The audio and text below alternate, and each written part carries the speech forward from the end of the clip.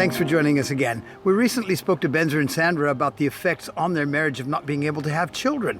However, there's more to it than that. What about the relationships around them, such as their friendships and the extended family? Let's hear from them and see how they face those challenges. Sometimes God opens doors, and sometimes God closes doors. Because I did say to him, if you want to find someone else, I understand.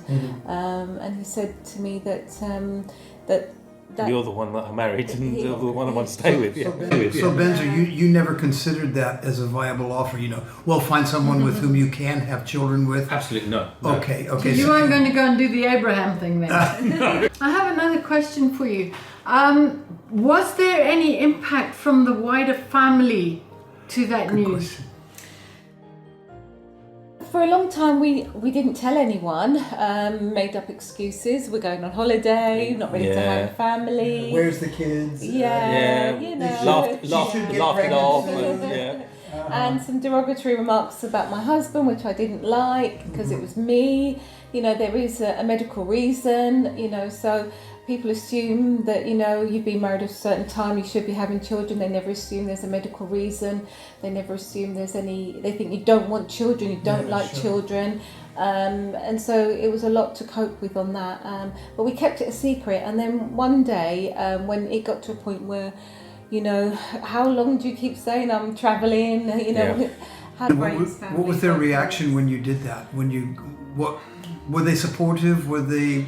They was as much as they could be, but unfortunately, a lot of the problems that we had with a lot of people was, oh, don't you want children? Or, oh, just give it time and things will happen naturally, and God can work a miracle, and if you believe hard enough, this will happen. You've been through it. Yeah.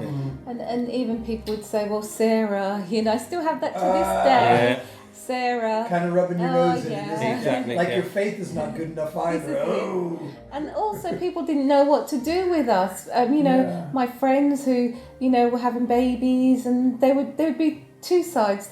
Either those who shared their pregnancies with us so we could be part of that, or there would be those who would tell me at the last, when they were showing, because they were just so afraid of my reaction, and that hurt. But the good ones were those who would put their babies in my arms, so that, I had that experience. Yeah.